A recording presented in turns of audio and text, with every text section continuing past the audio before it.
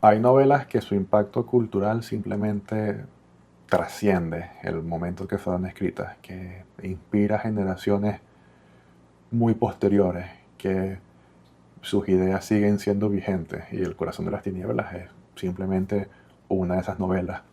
Fue escrita en 1899, su autor se llama Joseph Conrad, aunque este no es su verdadero nombre, ya que él nace dentro de una familia polaca que vivía en el Imperio Ruso, en lo que actualmente es Ucrania, y vivió ahí brevemente, ya que a los 16 años él se mueve hasta Marsella y se inscribe en la Marina Mercante. ¿Por qué se mueve hasta Marsella? Bueno, porque él tenía una gran afición por el mar, por la aventura. Pero otro gran factor que lo expulsó, diría yo, es que al ser de origen polaco, su padre luchaba por la independencia de este pueblo, ferozmente reprimido por los zares. Esto lo hizo él experimentar de primera mano lo que era el imperialismo y lo que era ser una nacionalidad despreciada, reprimida. Conrad se anota primero en la Marina Mercante francesa, luego en la inglesa, y a través de su explorar el mundo colonial, de participar en el intercambio de bienes y de personas, eh, conoce de primera mano de lo que va la industria colonial europea. Y estamos hablando de que él navega por más de una docena de años. Él le dedica gran parte de su vida antes de dedicarse a la escritura y esto le permite conocer íntimamente de qué estaba hecha esta industria. El corazón de las tinieblas es una denuncia, es una crítica muy fuerte que él hace a esa industria colonial y su protagonista, Charlie Marlowe, un inglés marino, esencialmente es un personaje que él utiliza para hablar de su propia vida. ¿Cuál es el contexto histórico y por qué vale la pena hablar de esto? Porque esta novela se escribe basada en hechos históricos reales, se escribe en un momento en el que Europa vivía su apogeo político, económico y militar. Eh, Nunca antes estas naciones habían sido tan poderosas, nunca antes el imperio británico había abarcado tanta extensión de kilómetros cuadrados. Nunca antes la República Francesa había tenido tantas colonias. Y esto lo digo para entender de que el espíritu de esta época era un espíritu marcado por la ideología del progreso.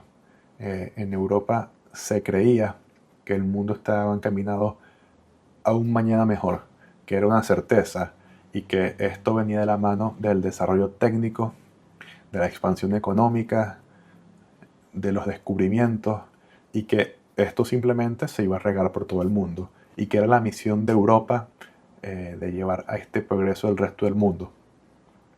Esto es lo que realmente creía la mayoría de personas y que el mismo Conrad y en consecuencia su personaje Marlowe también lo creía al principio de la novela. Digamos que ese es el color de rosas de este contexto histórico. Después viene lo que Marlowe, o lo que mejor dicho, Conrad descubre. Pero antes de seguir en el contexto, vamos a hablar un poquito de la novela. ¿Cómo se nos presenta? Bueno, es el protagonista, Charlie Marlowe, está en un barco. Este barco está en el Támesis, está esperando que suba la marea, por lo tanto hay un tiempo muerto, hay un tiempo para desperdiciar. Y Marlowe está acompañado de sus colegas de trabajo contemporáneos. ¿Por qué contemporáneos? Porque la novela es como Inception, un sueño dentro de un sueño, en este caso un relato dentro de un relato, porque Marlowe le cuenta esta historia a sus colegas de trabajo, pero la historia se basa en sus vivencias, en lo que él vivió cuando viajó al Congo belga. Entonces, realmente quien nos cuenta la historia es una de estas personas que escuchaba a Marlowe y el impacto que el relato de Marlowe le produjo a él luego la recuerda y es este recuerdo el que nosotros escuchamos. Entonces, por eso digo que es un relato dentro de un relato. Bueno, ¿y cómo comienza este relato? Es muy interesante porque comienza hablando de otro periodo histórico muy lejano y de un contexto que a simple vista se ve totalmente diferente. Y es que Marlowe empieza hablando de la conquista romana de las Islas Británicas, en lo que es entonces era Inglaterra, hace 2000 años. Y él lo hace desde el punto de vista de los legionarios. Él le pide a sus escuchas, a sus compañeros de trabajo, que se imaginen cómo se debió haber sentido ser un legionario romano metiéndose en esa isla abandonada por Dios, de pantanos, de ciénagas, llena de pueblos bárbaros. Y aquí Marlowe lo que hace es muy curioso, es muy interesante. Él está diciendo Londres, Inglaterra, en un momento de la historia también fue un momento lúgubre, un lugar de tinieblas. Hay que recordar que hace 2000 años el centro de la cultura y la civilización era Roma, y todos los pueblos que estaban fuera de sus fronteras eran bárbaros. Bueno, él está aquí trasladando lo que era la perspectiva de los europeos a fines del siglo XIX hacia la conquista romana de las Islas Británicas. Él lo que está diciendo es, mira, los que nosotros ahora vemos como pueblos bárbaros, hace 2000 años nosotros éramos los bárbaros. Y luego de Marlowe contar esta historia que pareciera no tener contexto o conexión, él salta directamente a hablar de lo que él vivió, de cómo fue su contrato, la entrevista con el médico que lo analizó, después el viaje desde el continente hasta el estuario Río Congo, la estación colonial que lo recibe, y luego de ahí, de su trayectoria hacia el corazón de la selva.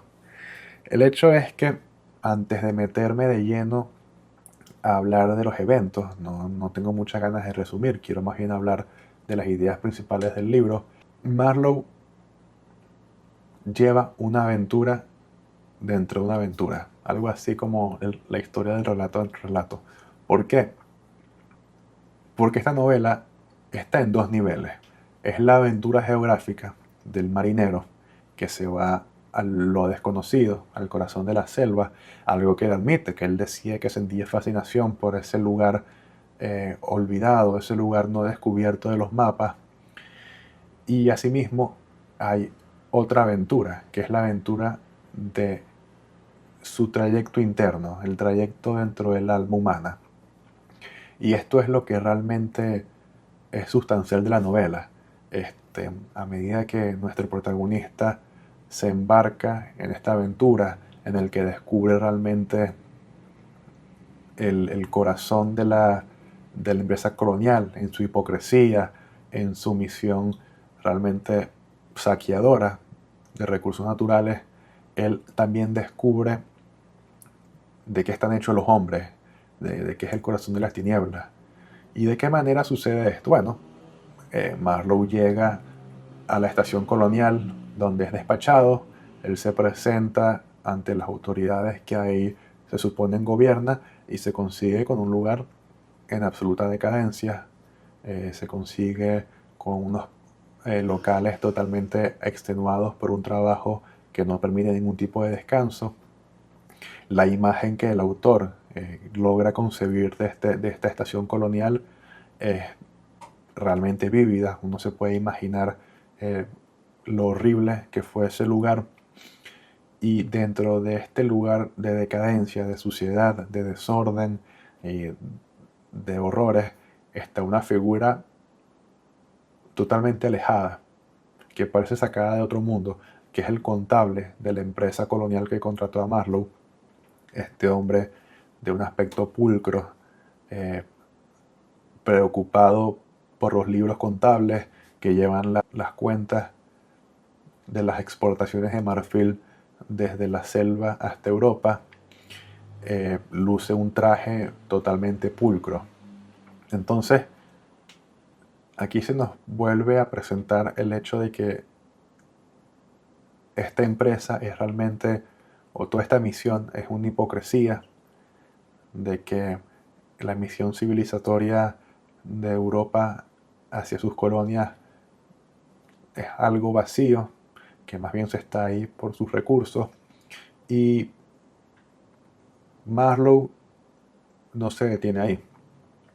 Marlowe procede a describir los hombres que lo acompañan, los llama los peregrinos. Este es otro juego de palabras irónico de Marlowe, o mejor dicho de Conrad. ¿Y por qué le dice peregrinos a los colonizadores que lo acompañan?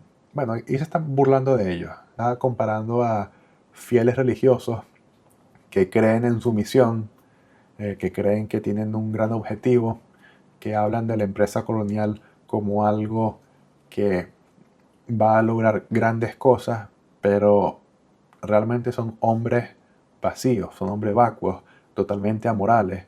Y Marlowe los describe como personas absolutamente anodinas, incapaces de nada importante y que están en ese lugar por el simple hecho de enriquecerse rápidamente.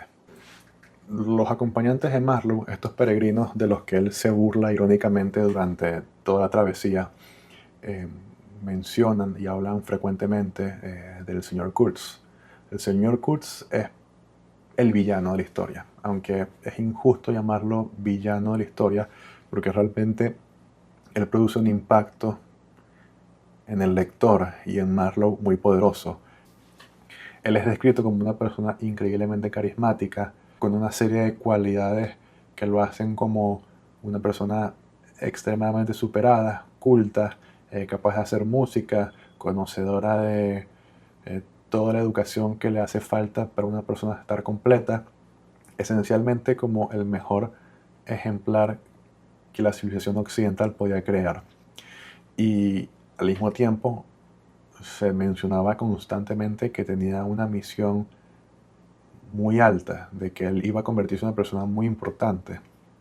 Y de hecho, en un par de ocasiones se menciona de que pudo haber sido un jefe de partido, un partido extremo. Y esto es una insinuación muy curiosa, porque este libro fue escrito en 1899 y esta idea de partido extremo va muy de las manos con los que son los peregrinos, o sea, hay personas que están a los extremos de la sociedad, que creen en ideologías que van en contra de, de lo moralmente aceptado por el consenso de la sociedad, y nos habla de personas que son capaces de creer y de justificar sus actos en base a una ideología.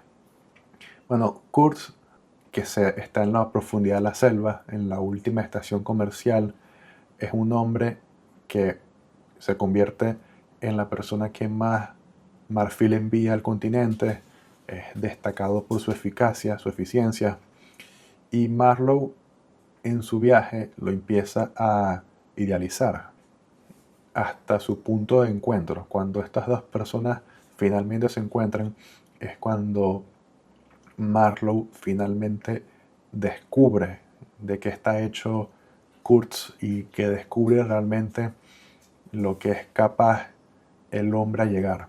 Y este es el punto más importante de la novela, en el punto en el que Marlowe le dice a la gente que lo está escuchando años más tarde en Inglaterra de que ellos son incapaces de comprender esa locura, de que ellos son incapaces de comprender lo que él vivió, porque en el contexto social que están ellos ahora, rodeados del policía, del panadero, de estas aceras con pavimento sólido, o sea, de esta sociedad con reglas definidas, en el que se teme a la moral, a la que se teme a la horca, la cárcel y el manicomio, es incomprensible para estas personas el nivel de locura que él vivió, porque simplemente la sociedad siempre va a buscar regular sus interacciones, va a buscar regular las personas que en ella habitan, que la conforman, y es sacando a estas personas de la sociedad y metiéndolas en un lugar donde los frenos morales no existen y al mismo tiempo se les da una misión civilizatoria que justifica cada una de sus acciones, es que descubrimos lo que el corazón humano es capaz de hacer. Y este es realmente el punto más agudo, el punto más interesante de la novela, en el que Marlowe descubre que Kurtz realmente es un demonio, y de hecho lo describe de esta manera, como uno de los hombres más malvados de la humanidad, que creó un mundo de terror, que tiene todo un séquito de locales que lo idolatran como un dios y que a través de los métodos más violentos y horroríficos ha conseguido todo el marfil del mundo, pero que al mismo tiempo lo han convertido en una persona sádica, en un sanguinario, en algo así como un demonio. Y es una idea sumamente interesante y que nos lleva al punto de inicio del relato de Marlowe. Y es que el corazón de las tinieblas, lo que descubre Conrad, lo que descubre Marlowe, no es una ubicación geográfica, porque recuérdense del legionario romano horrorizado por la barbarie, lo que pudo haber sentido, y ahora imagínense a Marlowe metido en la profundidad de la selva, viendo como uno de los suyos se había transformado en uno de los bárbaros más horrorosos de todos. Él lo que está diciendo es que el corazón de la tiniebla está en cada uno de nosotros, que es que libre de frenos morales y arropados con una ideología que lo justifica todo, las personas son capaces de los actos más aberrantes. Y esta es una idea tan interesante que autores como Hannah Arendt la profundizaron, la convirtieron en teoría, y en sus libros La banalidad del mal y los orígenes del totalitarismo, Hannah Arendt desarrolla esta idea. Llega a explicar muy inteligentemente que sociedades como las que creó el estalinismo y el nazismo permitieron los actos más violentos de la humanidad en el pro de una ideología que lo justificaba y lo arropaba todo. Y es que esta ideología al final en sí se convirtió en el mismo terror, en el mismo horror hecho una maquinaria. Y esto es lo que Marlowe o lo que Conrad nos dice que pasaba en la selva, que en el pro de la ideología del progreso, de la civilización europea, se cometieron crímenes totalmente atroces, pero que claro, estaban ocultas en el velo de la selva, alejada de la metrópoli. ¿Para quién es esta novela? Para cualquier persona que quiera entender un poquito más el género humano. Cualquier persona que quiera entender un poquito más los sucesos del siglo XX y entender que los actos más horroríficos del ser humano, de cómo los alemanes fueron capaces de hacer lo que hicieron o cómo el Gulag se justificó, no es una cuestión de cultura o de civilización, sino que cada uno de los hombres es capaz de hacerlo una vez que le quitas los frenos morales y le das una justificación ideológica a sus acciones.